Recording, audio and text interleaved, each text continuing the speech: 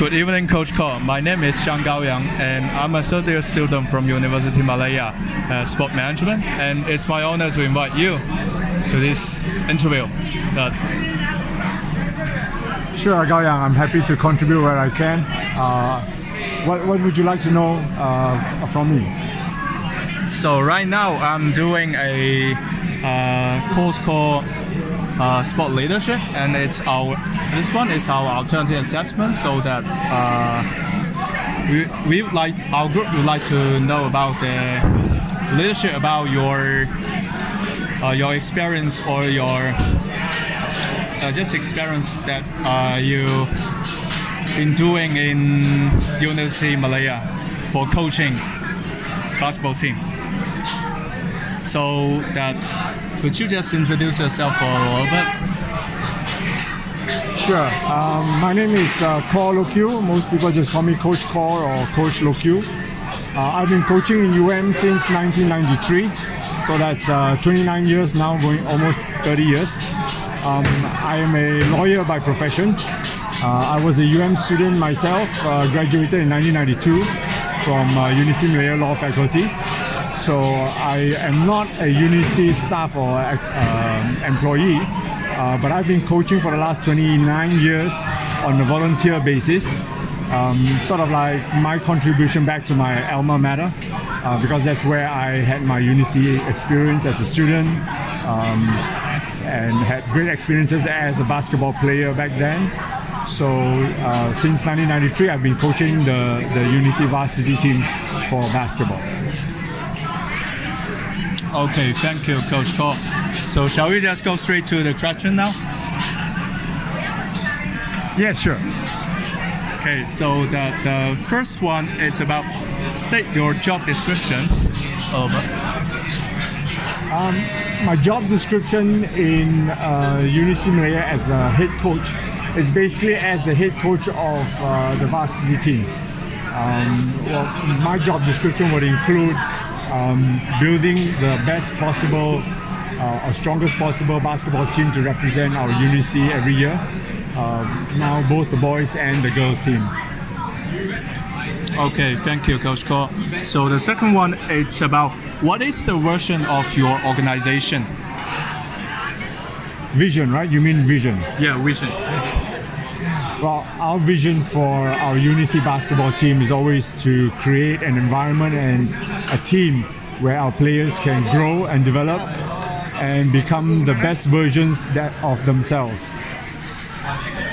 Okay, thank you. So next one is state the relationship of your duties with the vision of the organization. My relationship in relation to our vision is to be the mentor to all the players, to be their guide, and to show them the way and to help them along the way. Okay, that's good. Thank you, Coach. So next one is, so could you please describe the information in general of the stuff led by you in this organization? Yeah, I am supported by a team of assistant coaches. Most of them are my former players who played for me when they were university students in University Malaya, and they have since graduated. They are now working and they have their own day jobs. Like me, they come back and be assistant coaches for me and help with the team on volunteer basis. Oh, that sounds so good.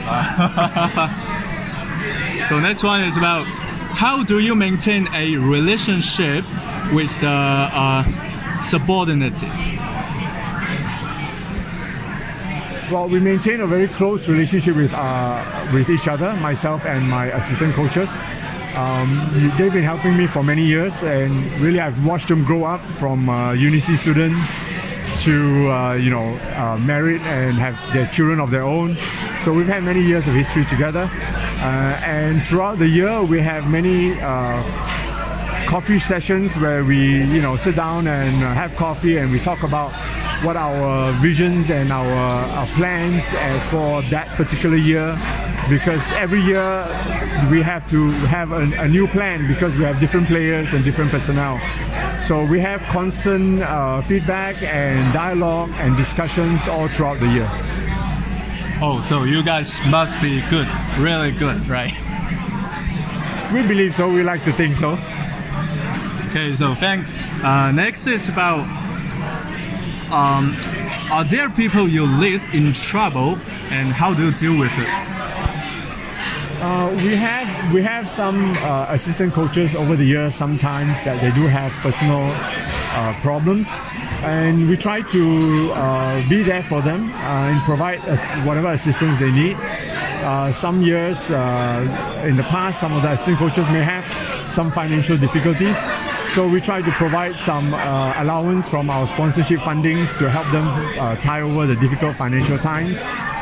Sometimes they may have some personal issues, so sometimes they just need an ear to listen to, so we try to be there for them and to be a calming influence to them.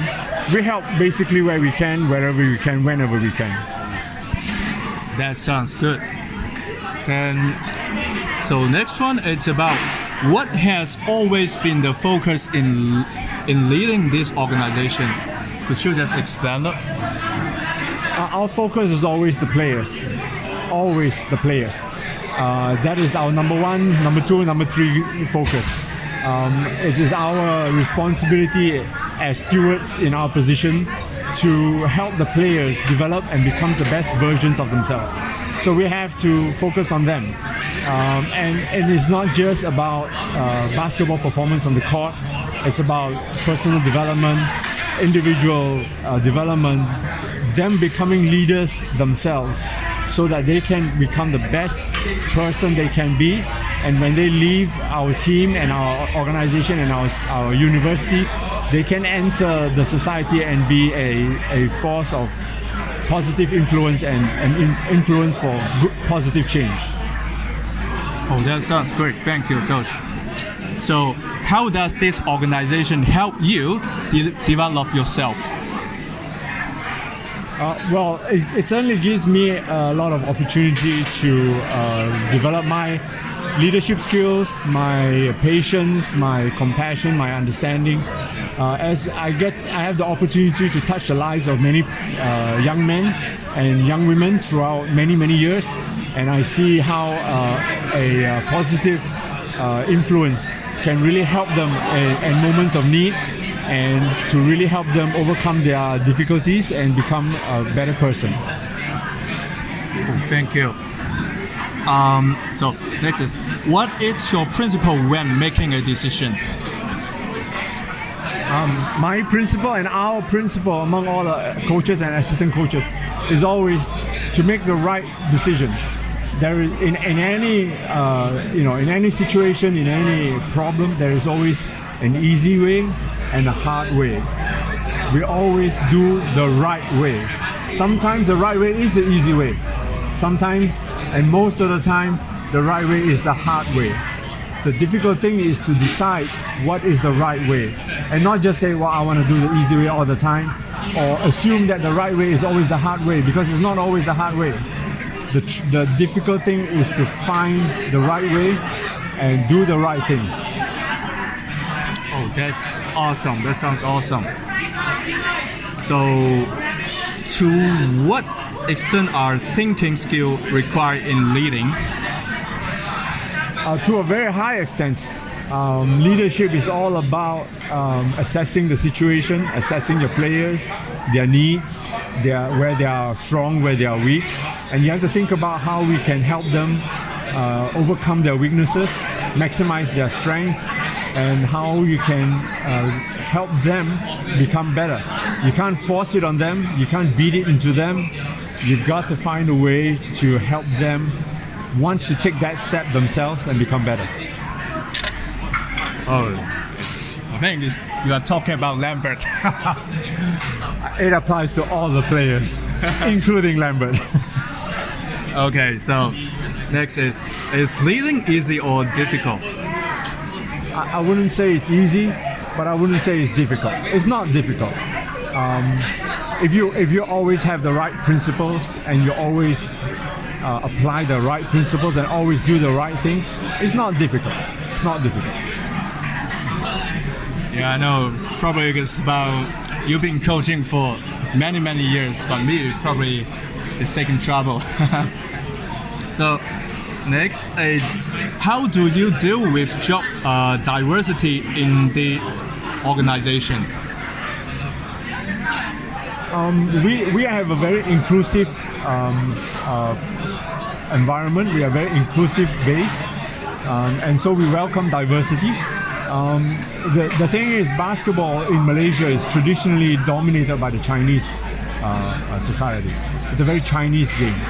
We try to change that. We welcome non-Chinese into our team, be it the Malays or the Indians or even foreign students. We've had international students. We had Belgium students. We had Canadian students. We welcome them all. And the important thing in being able to encourage and welcome diversity is really language. So we among the coaching staff, we are fluent in many languages, in English, in the national Bahasa Malaysia language, to a large degree in Mandarin as well. So as we are able to communicate in different languages, we are able to welcome players and workers and assistant coaches of diverse backgrounds and hopefully make them feel welcome as well. Oh, that sounds good. So next, it's are you willing to learn more for the sake of the organization? Of course. I've been coaching for 29 years. Every year I'm still learning new things. It's a never-ending process. And I think the day we stop learning, the day it's time to retire and hand the mantle on to someone else. So I would say in the last 29 years, every year, and even this year, I'm still learning and I'm still looking for new things to expand my knowledge and my skills to help the team become better. Yeah. So are there any of your staff who are struck to help your leadership? And could you just give an example? Yes, of course. My lead assistant coach, Coach Wayne, I entrust him with a lot of leadership roles as well, in terms of helping me to lead the team, guide the team.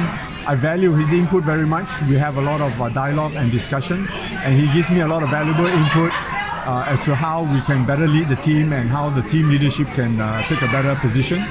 And he helps me a lot. His contribution is really invaluable to me. Okay, thank you. So next question is, how do you give the staff the opportunity to develop their leadership skill?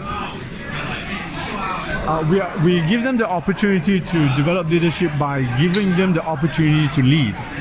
So, whether in terms of leading certain segments of the coaching sessions or getting their input on how, strategically we should play the team, or letting them coach some games in certain competitions or friendly matches.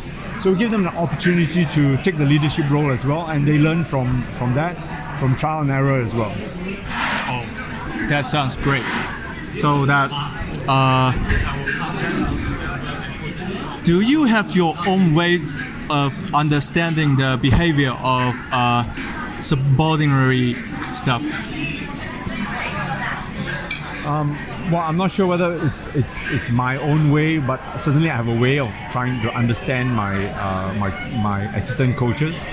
I don't know whether it's mine or everybody has the same way, but basically, I mean, the best way to understand the assistant coaches is to listen to them, and to ask questions and really listen when they communicate and they voice their ideas, and not to push aside any idea as being inferior without really considering their ideas.